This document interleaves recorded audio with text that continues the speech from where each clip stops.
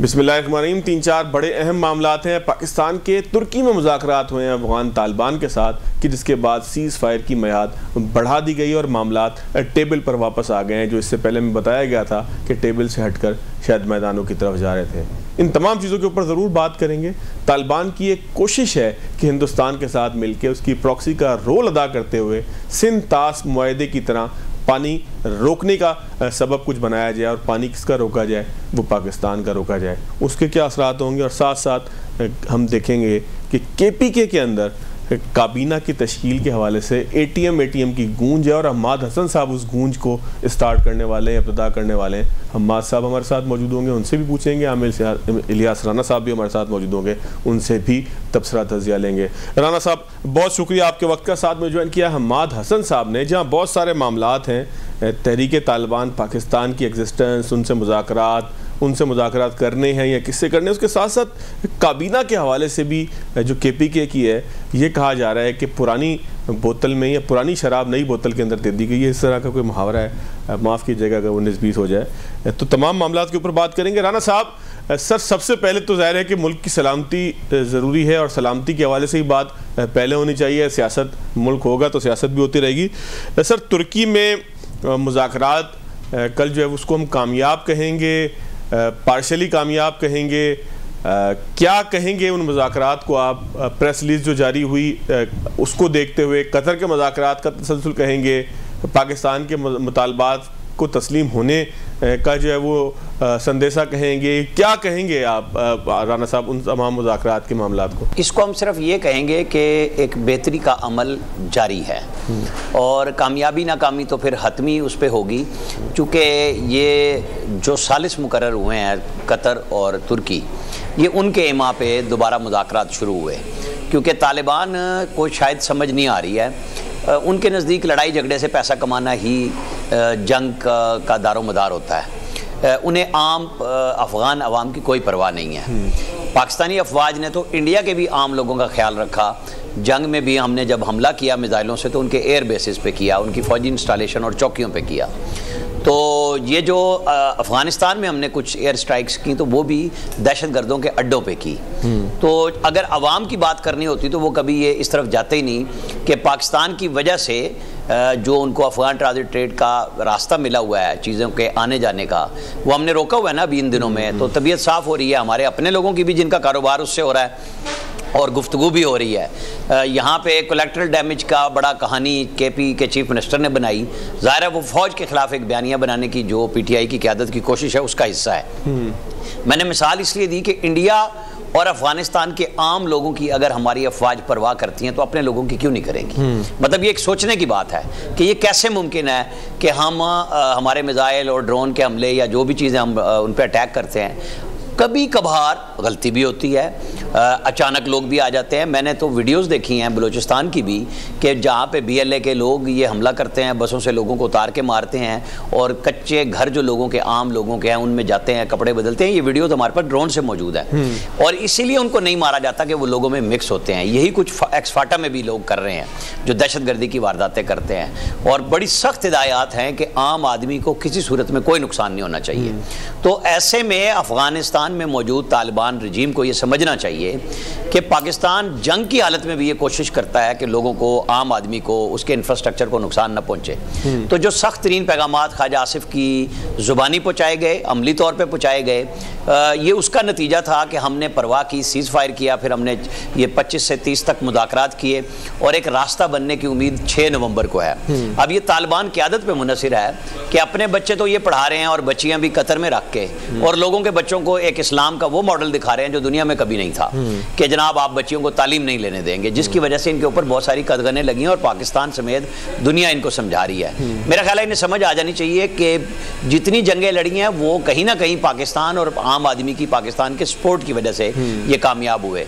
अब अगर ये घुसते हैं अफ़गान माजरीन के कैंपों में तब भी हमें मसला है। हमने बड़ी क्लैरिटी के साथ सारे सबूत अफ़गान क़यादत को और जो हमारे सालिसीन हैं इस वक्त उनको इस्लामी दुनिया में सबको बताया कि ये इस्लाम के नाम पे अब जो पश्तूनिज़्म शुरू कर रखा है इन्होंने, इस्लाम छोड़ के नया काम शुरू किया हुआ है, इससे इनको बचाएं कि ये लड़ाई इस तरह की नहीं है कि ये आम आदमी तो वैसे ही नहीं इनके साथ अफगानिस्तान में चल रहा, इनकी गलतफहमी है जो हम इंशाअल्लाह ताला दूर भी कर रहे हैं। सर, आपने एक गवर्नमेंट की लेजिटिमेसी के हवाले से भी बात की है। राना साहब, मैं इस पर एक सवाल आपसे ज़रूर करना चाहूँगा। ज़रा हमास साहब को मैं शामिल गुफ्तगू कर लूँ, मैं आपके पास आऊँगा सर, क्योंकि इसकी जो हुकूमत है तालिबान की, इसकी कानूनी हैसियत क्या है, इसके ऊपर भी एक सवाल बार बार उठ भी रहा है। और इसके हवाले से ही मेरा एक सवाल आपके पास जो है वो कुछ देर में मैं आता हूँ। हमास साहब, सर, जिस तरह से राना साहब ने पूरा एक पिक्चर बताई कि पाकिस्तान मुज़ाकरात ख़त्म कर चुका था, सिर्फ ख्वाजा आसिफ साहब के बयानात नहीं हैं। अगर हम देखें तो वज़ीर इत्तलात ने भी ऑफिशियली अनाउंस कर दिया था एक तरह से कि ये मुज़ाकरात ख़त्म हो गए हैं। तो फिर टर्निंग पॉइंट कहाँ आया? क्या किसी सेंस ने प्रिवेल किया तालिबान की जानिब से? क्योंकि पाकिस्तान के तो रोज़े अव्वल से एक ही मुतालबा था जो हमें समझ में आया, जो हमारे पास इत्तला है। तो सर, ये क्या इसको होशमंदी का जो है वो दोनों फरीकों की जानिब से, ख़ास तौर पे तालिबान की जानिब से, आप समझेंगे कि फ़ैसला था कि ये मुज़ाकरात का मामला मुकम्मल हुआ, या प्रेशर इतना था जो मीडिएटर थे उनका? बहुत शुक्रिया।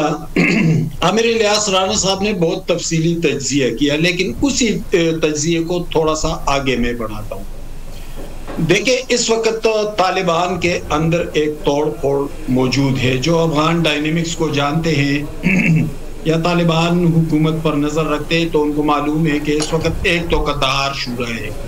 कंदहार शूरा चूंकि बिल्कुल जुनूब में है और अफगानिस्तान की सेंट्रलाइजेशन काबुल और पेशावर के दरमियान जो कॉरिडोर है, जो ट्रैक है, उसी पर अफगानिस्तान की तारीख, उसकी सकाफत, उसकी जंगे, उसकी कम्युनिकेशन, उसकी तिजारत, वो सारा इसी पर होता है।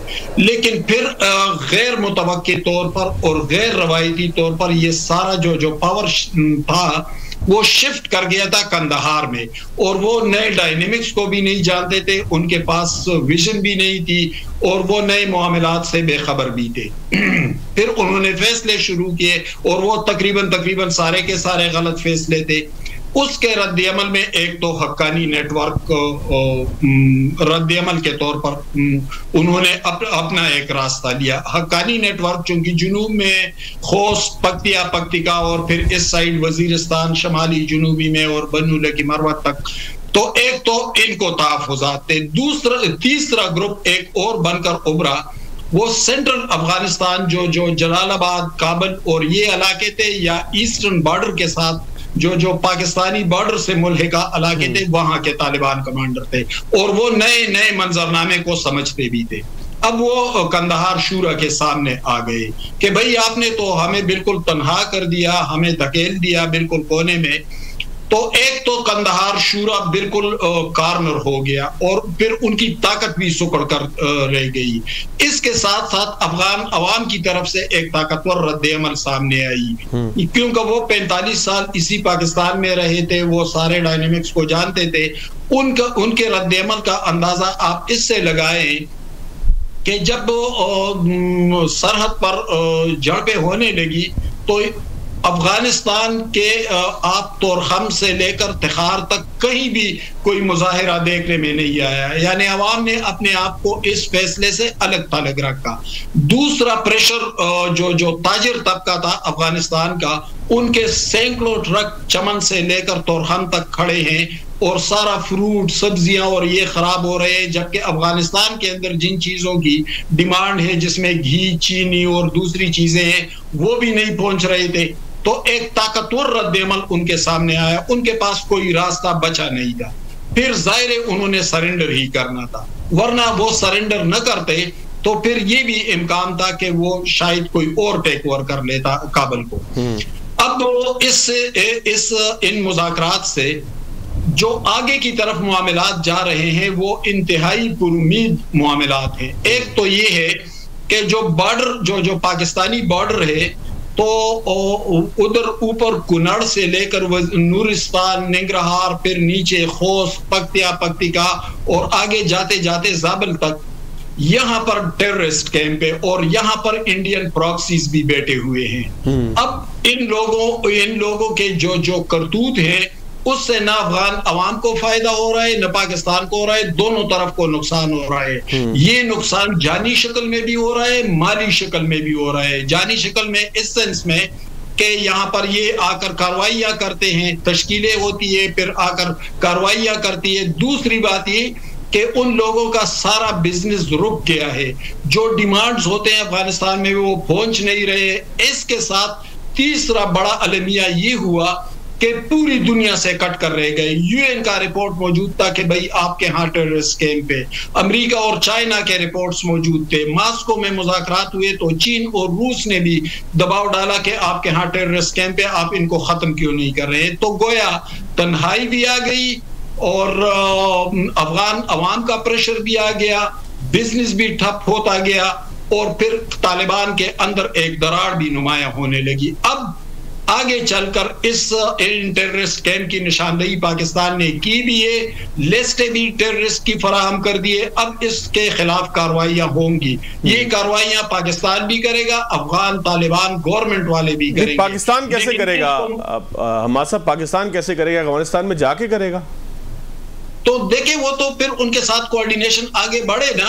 वो तो अभी तो 6 नवंबर को और भी मुज़ाकरात होने हैं। अगर वो पाकिस्तान के अंदर आकर कार्रवाइयां करते हैं और तालिबान गवर्नमेंट की कैपेसिटी वो न हो, यानी एयर स्ट्राइक तो वो कर नहीं सकते, उनकी तो एयरफोर्स मौजूद नहीं है, फिर वो पाकिस्तान को भी कह सकते हैं कि करें आप, हमारी मर्जी से करें। वो तो फिर आगे चल कर देखेंगे। सर ऐसा हो सकता है हमारा साहब, क्या ये पॉइंट कहीं पर मौजूद है? इस पे बात हो सकती है, हो रही है?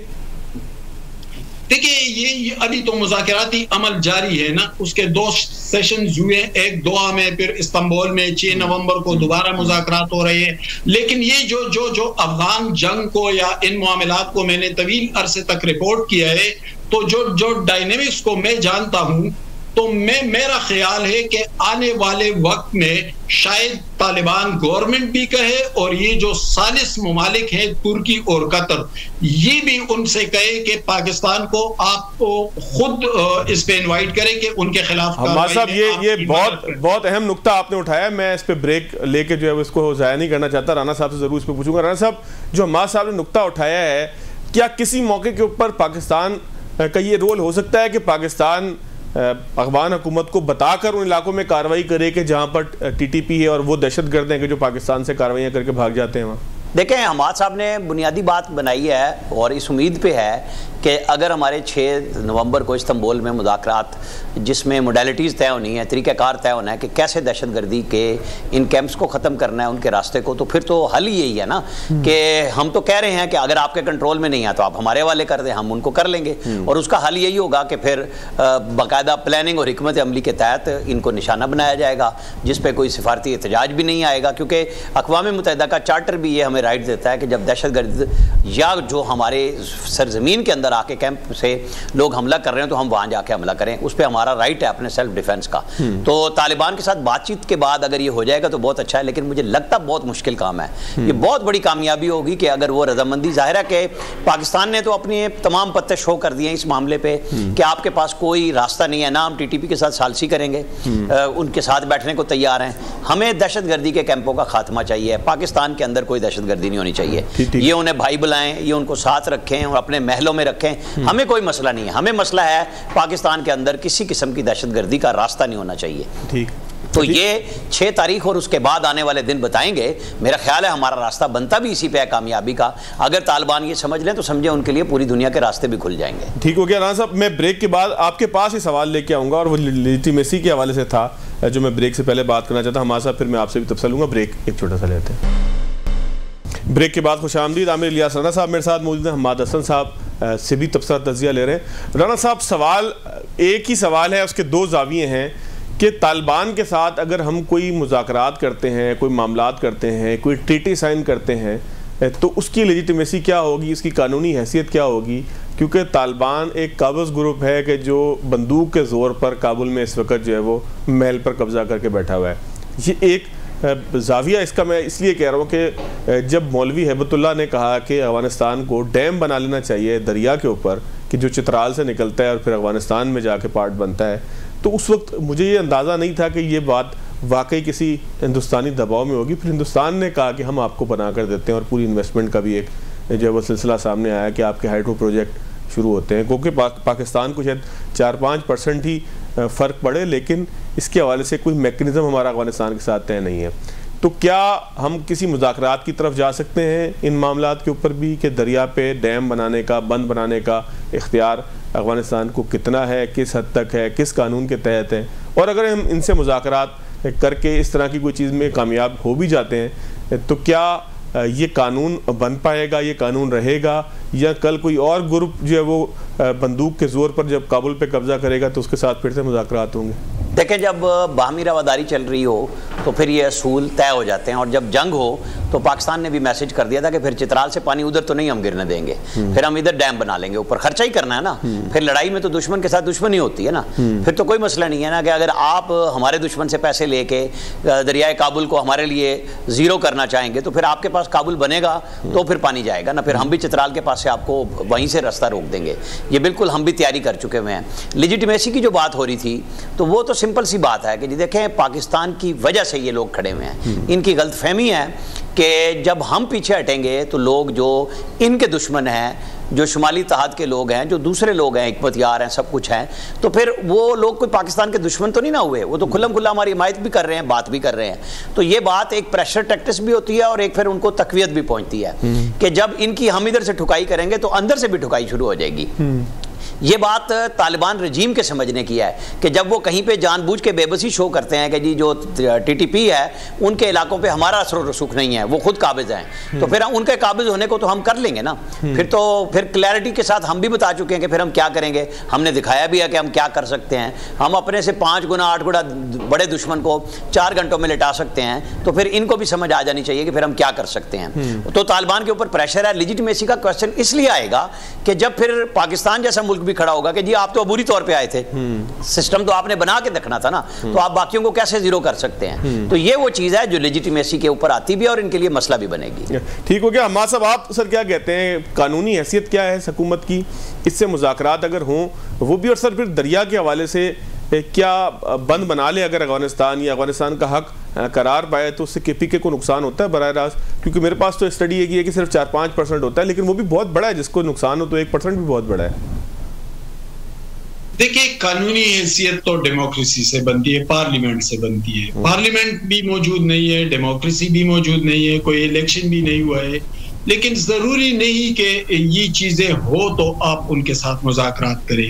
यानी अमेरिकन क्या कोऑर्डिनेशन में नहीं रहे तालिबान गवर्नमेंट के साथ, क्या कतर और तुर्की नहीं है, क्या चाइनीज कोऑर्डिनेशन में नहीं है, बड़े बड़े प्रोजेक्ट चाइना के वो नहीं चल रहे, क्या रूस और नॉर्वे ने डिप्लोमेटिक ताल्लुकात किसी हद तक नहीं बनाए। तो ये दूसरी बात ये कि आप देखें तो तुर्की ने क्या गोरिल्ला वार लड़ने वालों के साथ मुज़ाकरात नहीं किए, या श्रीलंका ने तामिल गोरिल्लास के साथ मुज़ाकरात नहीं किए।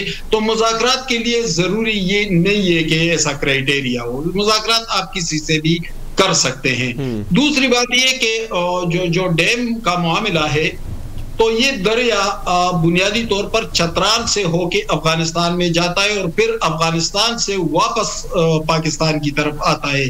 तो ये इतना बड़ा खतरा नहीं हो सकता, लेकिन हम सरदस्त इस पर इसलिए बात नहीं कर रहे कि इस हवाले से चूंकि मुज़ाकरात हो रहे हैं, बहुत से अहम नुकात हैं, तो सफारती हवाले से वो पाइपलाइन में है ये चीजें, तो हम देखे आने वाले वक्त में हम देखे कि सूरत हाल किस हद में जाती है और किस किस पॉइंट पर कंसेंसस होते हैं, इत्तेफाक राय किन मामलात पर होता है। तो ये इतने बड़े मसाइल नहीं है कि वो हल न हो, और आने वाले वक्त में जो मुज़ाकरात चूंकि अभी कंटिन्यूएशन में है तो हम इसको देख के फिर इस पर कमेंट्री करें। हमाद साहब, एक छोटा सा कमेंट कर दीजिएगा कि ये जो खास तौर पर डैम वाला मामला है, ये इंडिया की मोहब्बत में ज्यादा है या जरूरत में ज्यादा है?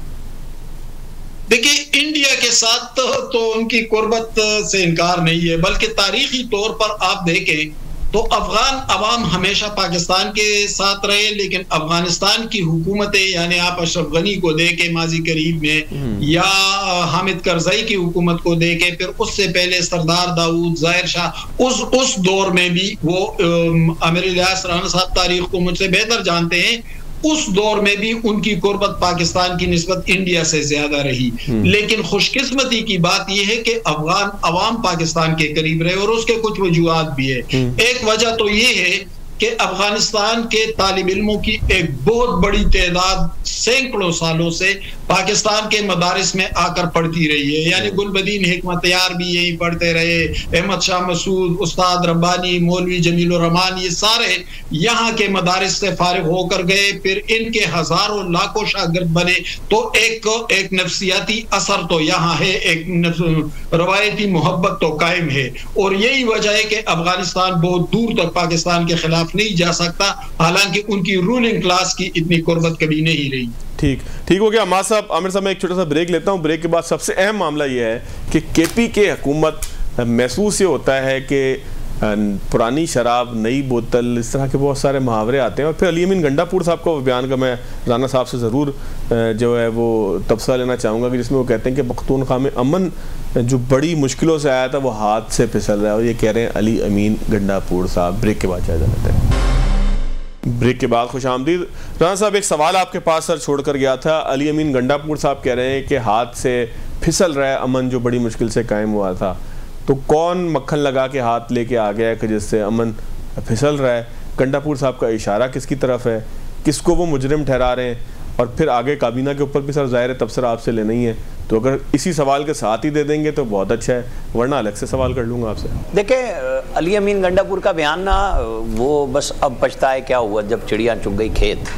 जब वक्त था ना वो अपनी क़यादत को यानी इमरान खान को कायल कर सके कि वो जो पॉलिसी लेके चल रहे हैं उसको ओपनली मनवाते कि ये केपी गवर्नमेंट के हक़ में है कि वो दहशतगर्दी के ख़िलाफ़ जो अफवाज पाकिस्तान इस वक्त लड़ाई लड़ रही हैं उसको ओपनली ऑन करें, ना कि उनके अंदर रुकावट डालें बयानात के ज़रिए, जो कि मुसलसल डाली गई। और उसके अंदर ये भी दो तरह से शरीक रहे कि मुझे खान ने कहा है तो मैं अफ़गानिस्तान जाने के लिए तैयार हूँ, मैंने तो प्लान बना के भेज दिया, मैंने जरगे कर लिए हैं, मैं हर कौम का बंदा ले जाऊँगा। भाई, वो तालिबान किसी कौम को नहीं मानते, किसी पाकिस्तान को नहीं मानते, वो अपनी मर्जी करना चाह रहे थे। हमने उनको बज़ोर बाजू ये बात समझाई है कि आपको हमें मानना भी पड़ेगा और हम मनवा भी लेंगे। तो वो जरगे शरगे के अगर काबिल होते ना तो ये बहुत पहले चीज़ें ठीक हो जाती। और हमारे उलमा इकराम जैसे अभी बात कर रहे थे हमाद भाई, तो वो बहुत लोग ऐसे थे जो समझा सकते थे। वो तो उनके ऊपर हमले करने आगे थे, जो बातचीत करने। मौलाना फजलुर रहमान पे कितनी दफ़ा अटैक हुआ है खुदकुश हमलों का। अल्लाह ताला ने उनको कायम रखा है सेहत सलामती के साथ, और अल्लाह इसी तरह रखे। तो ये कोई बात नहीं थी, ये बातें करने के लिए अब आगे हैं। तो जो नए साहब आए हैं वो तो जल्दी पे तेल डाल रहे हैं ना कि मैं कोलैटरल डैमेज के ऊपर कानून साजी करूंगा। भाई, एक तो आप कर नहीं सकते, और आपका निशाना कौन है? पहली बात आप बताएं ना, आप किसके खिलाफ कानून साजी करने जा रहे हैं? फौज पाकिस्तान के खिलाफ? या आप कर सकते हैं डिफेंस ऑफ पाकिस्तान? क्या आपका सब्जेक्ट है सूबाई हुकूमत का? और क्या हमारी अफवाज ऐसी हैं, जैसे मैं पहले भी कह रहा था, कि अपने लोगों के ऊपर हमले करने जा रहे हैं? ये एक वो पॉलिटिकल ग्राउंड है जिसकी बुनियाद पे ये केपी में ये इत्तेहादी बने हुए हैं तालिबान के। अब वो तालिबान टीटीपी हो या टीटीए, ये दोनों एक ही सिक्के के दो रुख हैं। हमने बड़ी क्लैरिटी के साथ ये बात तालिबान रजीम को समझा दी है कि अब हम आपको फ़र्क नहीं समझेंगे। बहुत सारे हमारे लोग जो केपी के बड़े सियासतदान हैं वो पहले से ये कह रहे थे, हमारी स्टेट को भी समझ नहीं आ रही थी, हमारे लोगों को भी नहीं समझ आ रही थी। इस्लामी भाईचारे में इस कदर गुंदे हुए थे हम कि 40 लाख लोगों को हम मेज़बानी भी कर रहे थे और गालियाँ भी खा रहे थे। तो ये जो है ना, इस तरह नहीं है कि आप इसको इतना सादा समझ लें। बाकी वो जो पुरानी कड़ी में, बासी कड़ी में उबाल आ रहा है ना इस वक्त कैबिनेट में, तो वो तो हमाद साहब ने ट्वीट पे तबसरा किया है ना कि वो मसला किस किस्म का है, वहाँ कौन लोग आ रहे हैं, कौन एटीएम वाले हैं, वो अच्छा इन्होंने किया है। तो ये बात समझने वाली है कि उन्हें काबीना से, उन्हें हुकूमत से, गवर्नेंस से कब इशू है। 12 साल में उन्होंने ऐसी गवर्नेंस की है कि वो मिसालें दे सकें। वो चूरन बेचते हैं बयानिए का, और बड़ा कामयाब चूरन है उनका, बिक रहा है। और लोग कौन? पख्तून उनसे जो केपी के रहने वाले हैं सबसे ज़्यादा मुतासिर होने। एक पेशावर में BRT नहीं मुकम्मल कर सके आज तक। ये जो नए सियाती मकामात डेंगी के दिनों में इमरान खान हेलीकॉप्टर लेके घूमते हुए बना रहे थे, कोई एक मुझे बताएं इन्होंने कौन सा सियाती मकाम नया बनाया और पुरानों को कितना अच्छा किया? पुरानों को भी बेड़ा गर्क किया, नया तो बनाया ही कोई नहीं। वो खुद मौसूफ सिर्फ हेलीकॉप्टर पे सैर करने के शौकीन थे, चाहे वो बन्नी गाला से PM हाउस आना हो या केपी के अंदर लोग सैलाब में फिर रहे हों और सैलाब और उस दौरान डेंगी में फिर मर रहे हों। इनके पास हेलीकॉप्टर या उसके लिए वो जगह सिर्फ सैर के लिए थी। इनका गवर्नेंस इशू है ही नहीं है। खामखा हमारी एक बहस है कि कैबिनेट में पुराने लोग आ रहे हैं। भाई, पुराने ने कौन सा काम कर लिया था जो नए आके कर लेंगे, या नए क्या कर लेंगे जिन्होंने पुरानों ने कुछ किया ही नहीं है? वहां चूरन दूसरा बिक रहा है भाई। गवर्नेंस का चूरन ही नहीं है। आप कहते हैं एक चीज में अभी भी रहती है, मुलाकात क्यों नहीं करने देते राना साहब? आप तो बड़े बाखबर सहाफ़ी हैं, इस्लामाबाद में आप बैठे हैं, ये कुछ ताकत दिखा रही है, रियासत अपना मसल दिखा रही है कि हमारी मर्जी होगी तो मुलाकात करोगे, नहीं होगी तो तुम घुस नहीं सकते अंदर। ये क्या मैसेज, कोई इसमें नेगेटिव मैसेज है, पॉजिटिव मैसेज है, कैसे आप इसको कंसीव करते हैं सर, मुलाकात ना होने देने को? देखिए, ज़ाती तौर पे तो मैं इस बात के हक में हूँ कि मुलाकात पहले दिन ही हो जानी चाहिए थी और अब तक हो चुकी होनी चाहिए थी।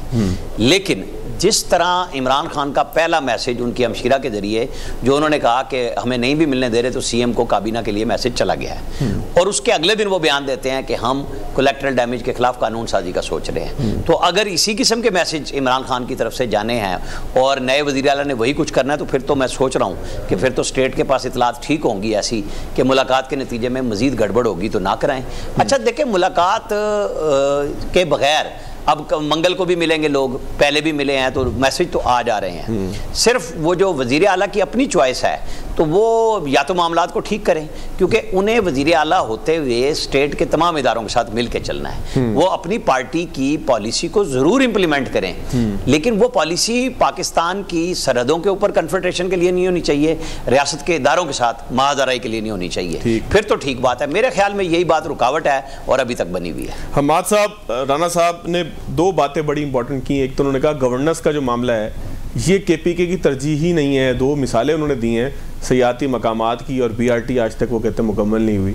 तो हमाद साहब, आप समझते हैं कि केपीके हुकूमत जज्बाती नारों के ऊपर ही चलेगी? आने वाले दिनों के अंदर उनका कोई लोगों के मसाइल हल करने के हवाले से कोई दिलचस्पी नहीं होगी, कोई ख्वाब नहीं होगा? और फिर आपका ट्वीट मैंने भी देखा है, जो राना साहब ने देखा है, इसका मतलब आपका ट्वीट सब देख रहे हैं। तो आप क्या तबसरा फरमाएंगे उस ट्वीट से अगले जुमले के तौर पे, और उस ट्वीट का भी ज़रा लोगों को समझा दीजिएगा। देखिए, आपने हवाला दिया कि गवर्नेंस उनके लिए इम्पोर्टेंट नहीं है, राना साहब कह रहे हैं। तो राना साहब तो बहुत बाखबर सहाफ़ी है इस्लामाबाद में बैठे। ये तो आप जाके पुख्तनख्वा में एक बच्चे से भी पूछ ले तो उसको पता है। ये वो गवर्नेंस के वो सारी शहादतें मौजूद है, कहाँ गवर्नेंस पे तवज्जो दिए।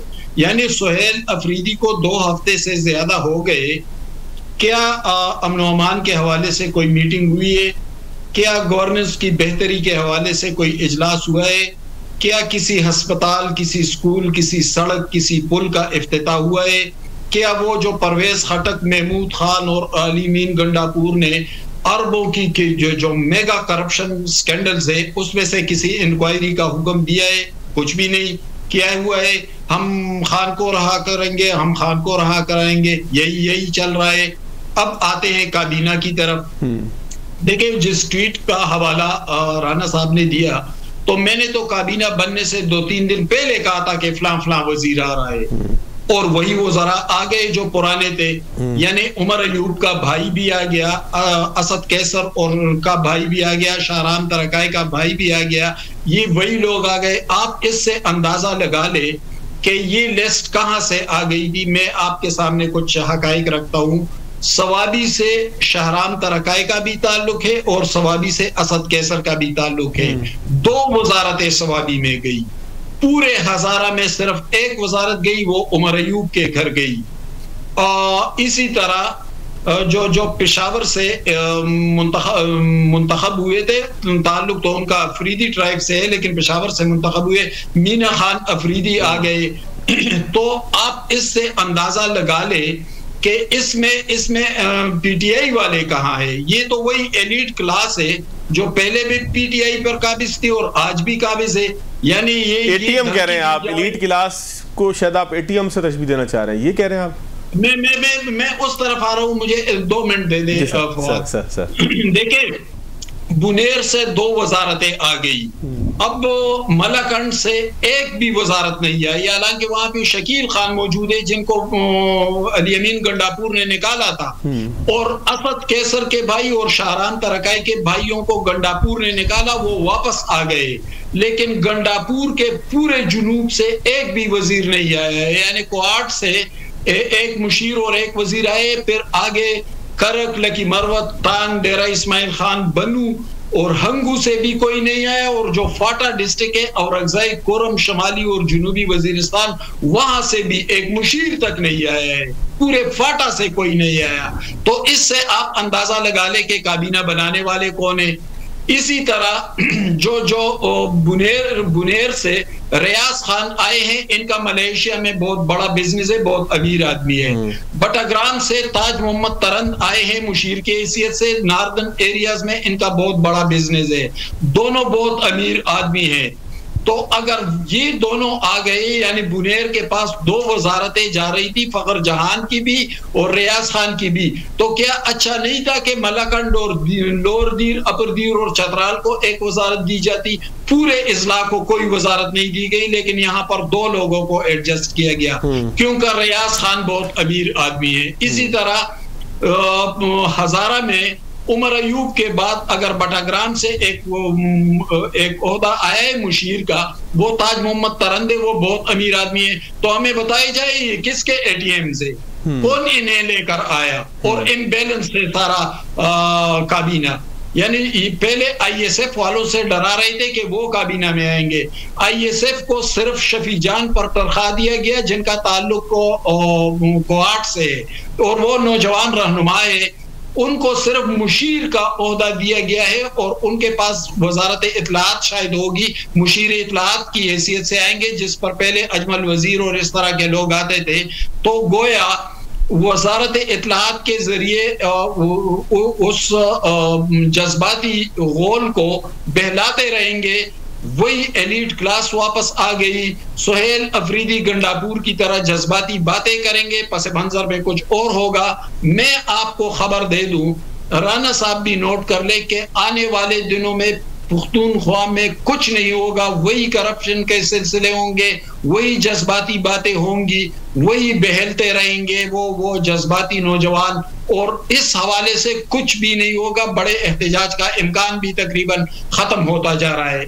ठीक हो गया अम्मा साहब, आपने आपके कहने का मतलब सिर्फ और सिर्फ जो कंक्लूड है वो राना साहब की वही बात है कि गवर्नेंस शायद मसला नहीं है, एटीएम जब आते हैं तो फिर वो एटीएम भरने की ही कोशिश करते हैं ताकि अच्छी सप्लाई जो है वो लोगों को मिल सके कि जब उन्हें ज़रूरत हो।